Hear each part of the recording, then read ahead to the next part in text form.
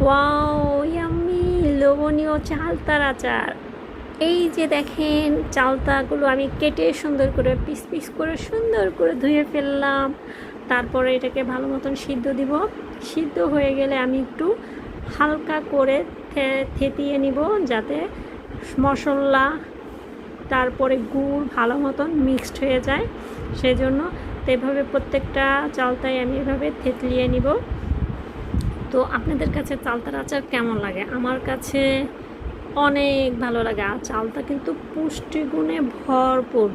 আর এখন হলো চালতার সিজন, আপনারা চালতার আচার বানাতে পারেন। যারা কথা বলতে বলতে কিন্তু আমার চালতার আচারের প্রসেসিং হয়ে যাচ্ছে। সুন্দর করে আমি গুড় দিলাম, একটু বোম্বাই মরিচে হালকা একটু বোম্বাই মরিচের আমার যে আচার ছিল সেটা হালকা করে একটু দিয়ে দিলাম। আর এখানে আমি একটু আমের পিউরি ছিল ওটাও একটু মিক্সড করে দিলাম চালতার আচারের সাথে। ভিনেগার দিলাম এবং পাঁচফোড়ন দিয়ে দিলাম। ভালো মতন নেড়ে চেড়ে মিক্সড করে ফেলবো। আর এখানে কিন্তু আমি ফুড কালার ইউজ করিনি, যেহেতু নিজেরা খাবো। এখানে তো আর ব্যবসা বা বিক্রি করার কোনো নাই, নিজেরা খাবো। এজন্য দেখেন কত সুন্দর মানি প্ল্যান্ট গাছ রেখেছি রান্নাঘরে, যাতে আমার মানি অনেক অনেক হয়, কিন্তু মানি প্ল্যান্টে মানি হচ্ছে না।